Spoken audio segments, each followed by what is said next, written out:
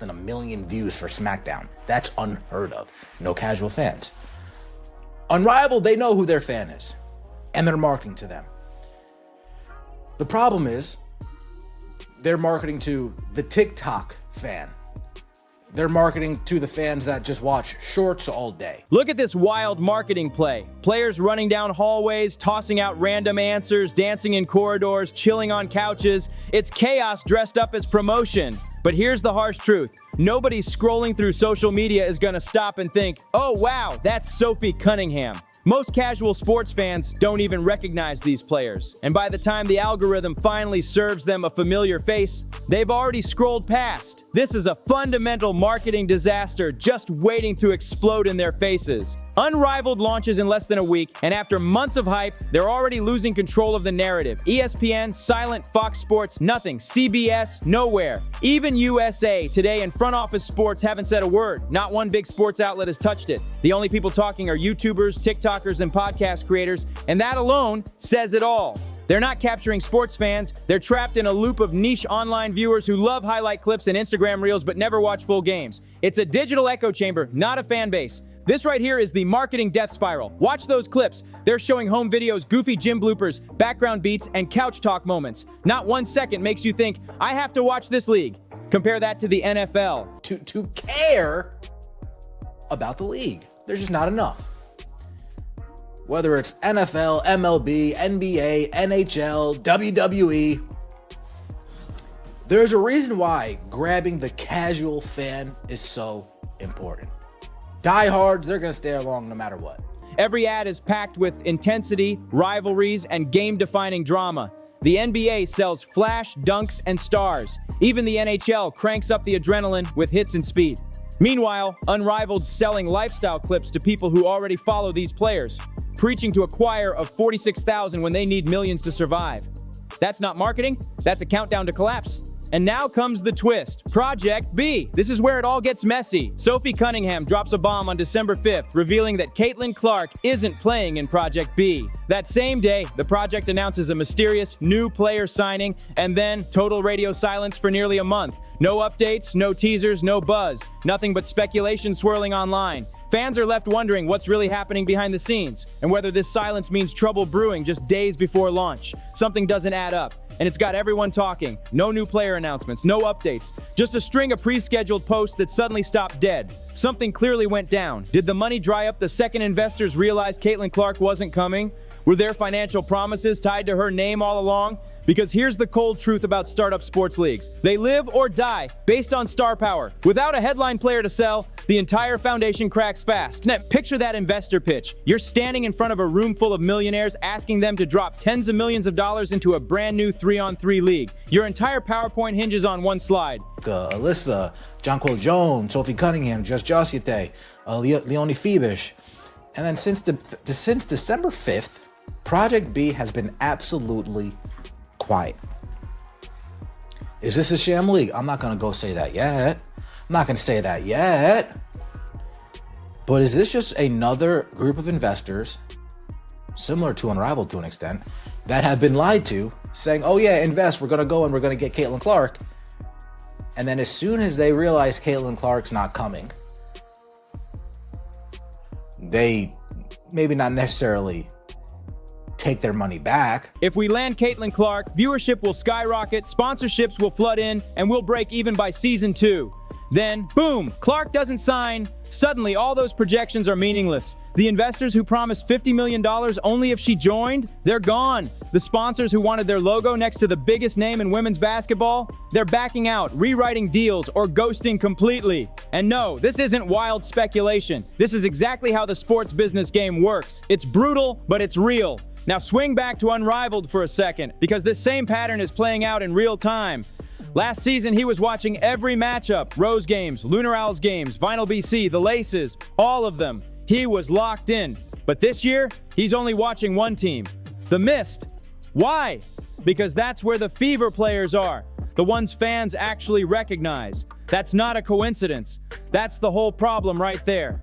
Women's basketball leagues outside the WNBA are fighting an impossible battle without the magnetic pull of names like Clark, Reese, or Boston. The average sports fan needs a hook, someone they know, Without that, there's no reason to tune in. Sure, the diehards will always watch, but diehards don't pay the bills. They don't bring in the sponsorship cash, the TV deals, or the viral moments that keep a league alive. He even pointed out how WWE's SmackDown can pull under 1 million viewers despite massive contracts. That's what happens when the casual audience checks out. Is what of these clips is going to get a casual fan to want to wait for it, watch the games?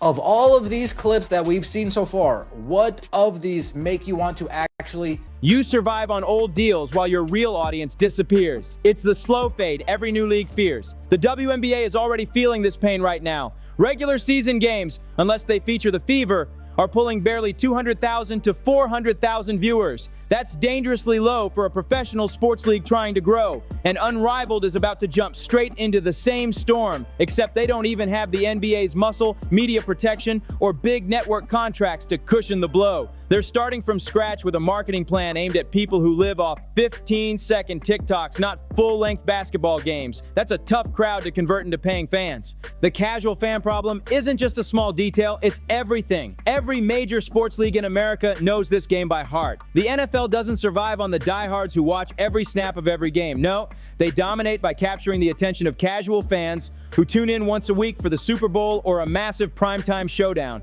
That's how they own Sundays.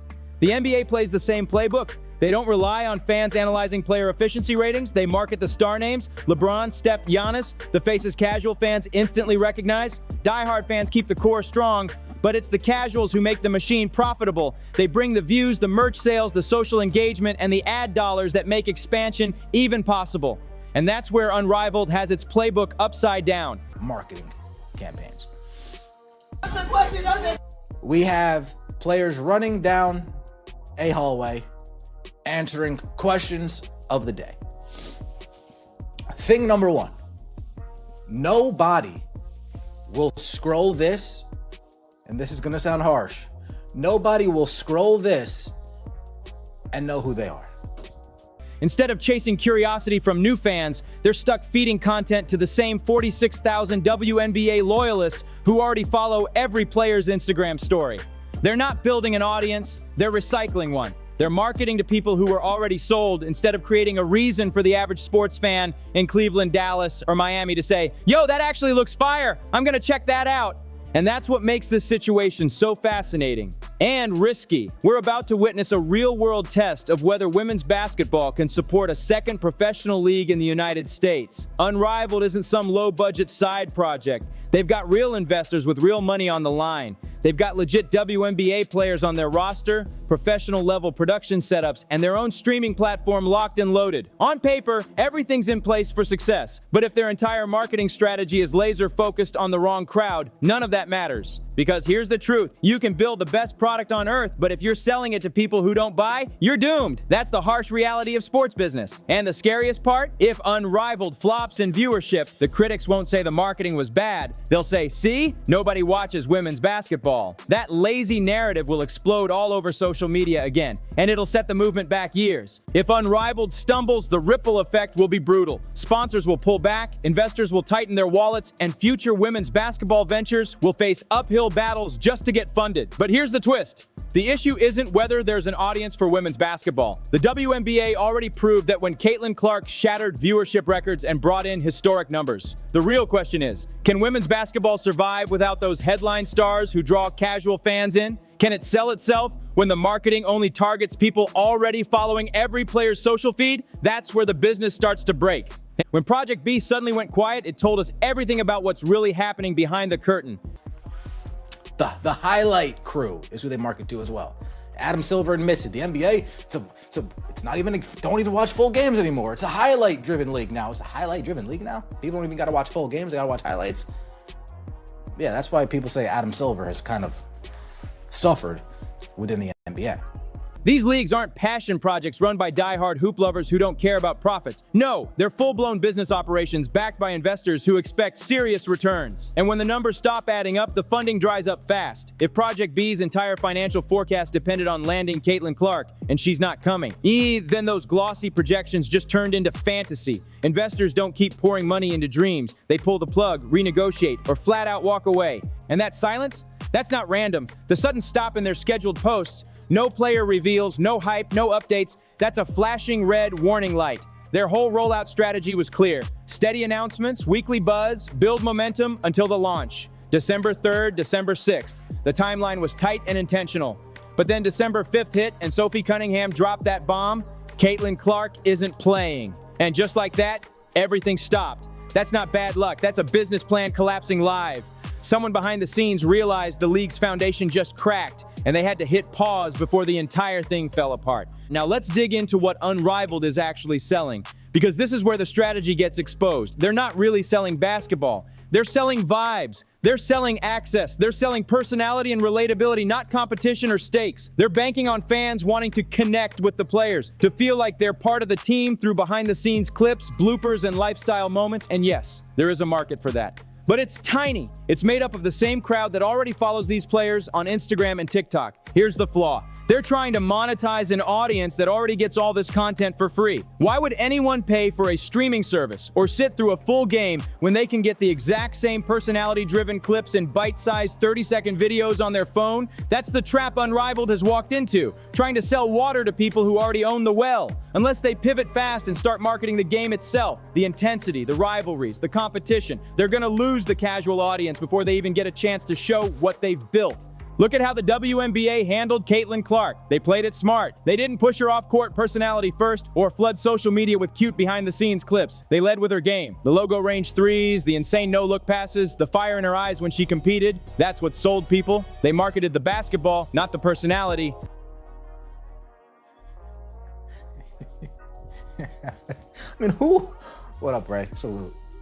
Who wants to watch this stuff? Oh, dude. We got Natasha Cloud. Folks, this clip right here is like the only basketball clip that we're seeing here. There's one more else in there. A little home video for the cousins. Then once fans were hooked by her talent, they naturally started caring about who she was off the court. That's how you turn casual observers into loyal viewers. You give them something they can't find anywhere else. Elite performance, real competition, something that feels special. Unrivaled has that formula flipped completely upside down. They're leading with lifestyle clips, bloopers, and day-in-the-life content that fans already see for free on social media, and expecting people to suddenly decide, yeah, I'll sit through a full game now. But that's not how modern fan behavior works. Not even close. Nobody watches a 30-second what's in my bag video and then thinks, cool, let me watch 3 hours of basketball this week. It works the other way around. Fans watch a game because the competition pulls them in. The energy, the rivalries, the moments that go viral for athletic greatness. Then once they're emotionally invested, they start following the players personally. That's the natural flow of fandom. You fall for the game first. The personalities come second. And if you don't have that spark of competitive excitement leading the charge, the entire marketing machine stalls out. The WWE comparison nails it perfectly. That's the blueprint for what happens when a brand loses its casual crowd. WWE still has an army of die-hard fans, people who buy every pay-per-view, wear the merch, show up to live shows, but that's not what drives growth. When SmackDown dropped below 1 million viewers, it wasn't because the diehards left, it was because the casuals did. The same casual fans who once tuned in weekly to see Stone Cold, The Rock, or John Cena, those were the fans who built WWE into a global empire. They generated the ad revenue, the TV deals, the sponsorships, everything. Once those fans drifted away, WWE became a niche powerhouse instead of a mainstream giant. And that's exactly the cliff Unrivaled is standing on right now. If they don't figure out how to reach beyond their loyal WNBA base, they'll end up trapped in the same cycle, strong enough to survive, too small to grow. They'll have solid games, dedicated players, and passionate diehards who watch every week, but no expansion. Investors will eventually start asking the hard questions. Why are we funding a league that serves 50,000 people instead of 5 million? That's when the clock starts ticking. And here's the scary part. Time's almost up. The league launches in less than a week. Their entire marketing plan is already locked in. The question is, can they pivot in time to save this thing? Or are we about to watch another promising startup burn out before the first tip-off? The content is already locked in. The promos, the reels, the clips, it's all been produced. But here's the million-dollar question. Can they pivot midstream and start creating content that actually grabs casual sports fans? Or are they stuck doubling down on this same narrow strategy, banking on 46,000 diehard followers to keep an entire league alive? Because let's be honest, that math just doesn't work. You can't run a professional basketball league off hardcore fans alone. It's not enough, not even close. You kind of want to know who you're marketing to. You want to know who your audience is. And the problem that Unrivaled has actually is that they know who they want their audience to be. They are marketing to them. There's just not enough of them. To make real money, you need hundreds of thousands of viewers per game. You need millions of social media impressions to convince sponsors that it's worth throwing their logos on your product. You need casual fans, the ones flipping through channels on a Tuesday night, bored, looking for something fun to watch, not people who already follow every player's Instagram story. If you're only targeting the converted, you're not building a league, you're just building a fan club. And fan clubs don't generate national TV deals or seven-figure ad contracts. This moment matters way beyond just Unrivaled. This is the stress test for the entire future of women's basketball outside the WNBA. If Unrivaled crashes because of bad marketing, fine, that's a lesson. You can fix bad strategy. The next league can look back, learn, and do it better. But if Unrivaled fails and the story becomes, see, there's no audience for women's basketball, then the damage will cut deep. That narrative will haunt every future league that tries to get off the ground. Investors will hesitate, sponsors will back off, and the progress women's sports have made could stall overnight. The stakes are massive. This isn't just about one 3-on-3 league trying to survive. This is about proving whether women's basketball can expand beyond the WNBA, whether it can build something new and independent that stands on its own. Some of the stipulations that, yeah, we'll give you X amount if you get this player. We'll give you an additional X amount if you get this player. If this player doesn't come, then you don't get this amount, right? Well, Caitlin Clark didn't show up. So the projected, let's just say the projected $50 million that would have come in if Caitlin Clark did agree, well, that's not coming in now. If this doesn't work, the message to players might be loud and clear. The WNBA isn't just the top option, it's the only option. So pay attention to what happens next. Watch those viewership numbers when they drop. That'll tell the story. Watch whether ESPN, Fox Sports, or Bleacher Report start picking up Unrivaled highlights, or if it stays buried in the content creator corner of the internet. Watch if casual sports fans even know these games are happening, because that will expose whether this marketing plan was a genius move or a slow-motion disaster. My bet, they're gonna struggle. They'll lock in their loyal 50,000 diehards, but that ceiling will come fast. Then they'll start asking why they can't grow, why they can't break into mainstream attention, and the truth will be staring them right in the face. You built your marketing around people who don't watch full games, and now you're shocked that they're not watching full games. So what do you think? Is Unrivaled's marketing strategy bold enough to work, or are they walking straight into a wall by chasing the wrong audience? This next month is going to be wild to watch, and every number, every view, every headline will tell us exactly where it's headed. Drop your thoughts in the comments. I want to hear what you think. Don't forget to like, subscribe, and share this video, and I'll see you on the next one.